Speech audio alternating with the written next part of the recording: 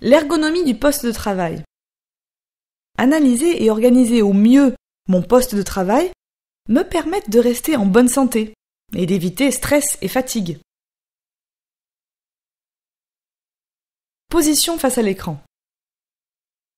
J'ajuste mon poste de travail en vérifiant les points A, B, C. Regard légèrement au-dessous de l'horizontale. J'adapte l'éclairage pour m'éviter gêne et fatigue.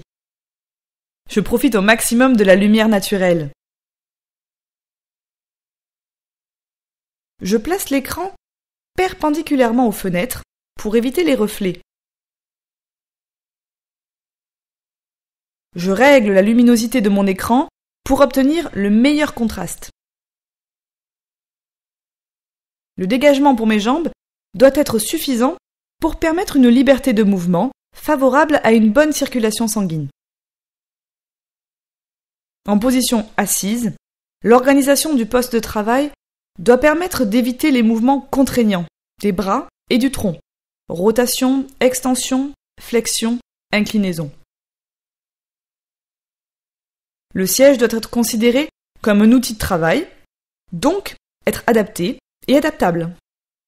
Je le règle par rapport à ma morphologie et au poste de travail.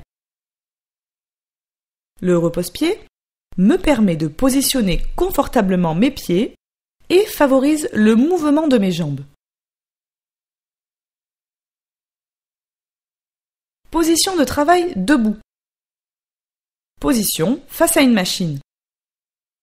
Le plan de travail doit être situé, en règle générale, au niveau des coudes de l'utilisateur. Cependant, les hauteurs varient en fonction de la nature du travail. Le respect de ce principe permet de bien positionner la colonne vertébrale.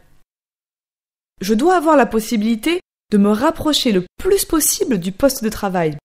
Il est donc nécessaire d'avoir un dégagement suffisant pour placer les pieds.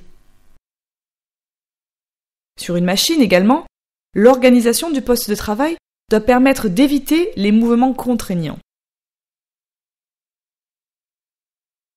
Position face à un plan de travail. Les objets et les outils dont j'ai besoin doivent être faciles à saisir, sans contrainte musculaire ou articulaire.